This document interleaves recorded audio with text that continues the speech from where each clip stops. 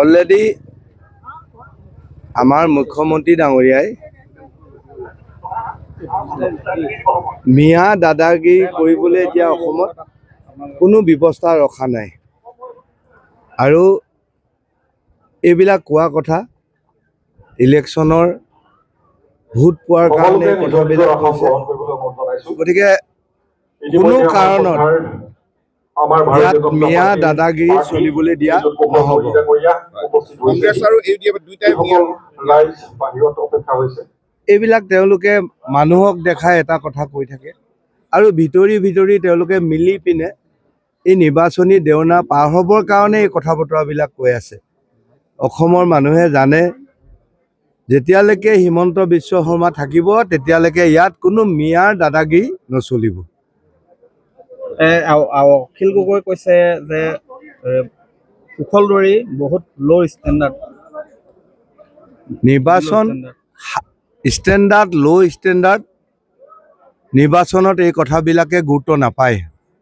নিৰ্বাচনত কোনজন মানুহে জনসাধাৰণৰ লগত থাকি কাম কৰিব ৰাইজৰ সমস্যাবিলাক সমাধান কৰিব সেই কথাখিনিতহে ৰাইজে বেছিকৈ গুৰুত্ব দিয়ে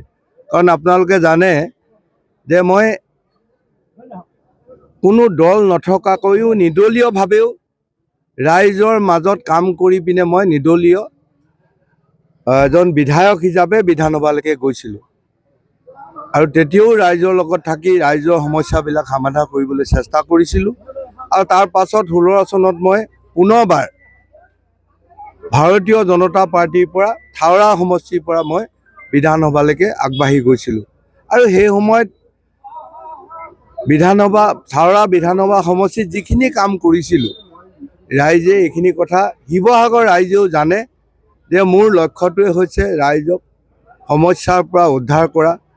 প্ৰতিটো মুহূৰ্তত ৰাইজৰ লগত আছোঁ শিৱসাগৰ ৰাইজৰ লগতো আজি মই 4টা বছৰ ধাৰাবাহিকভাৱে লাগি আছোঁ প্ৰত্যেকখন অসম চৰকাৰৰ আঁচনি সফল ৰূপায়ণৰ কাৰণে কষ্ট কৰিছোঁ আৰু সেয়েহে আজি ভাৰতীয় জনতা পাৰ্টিৰ ফালৰ পৰা মোক টিকেট প্ৰদান কৰিছে যিকোনো খবৰৰ বাবে যোগাযোগ কৰক 7099017330 লগতে 7099017110 নম্বৰত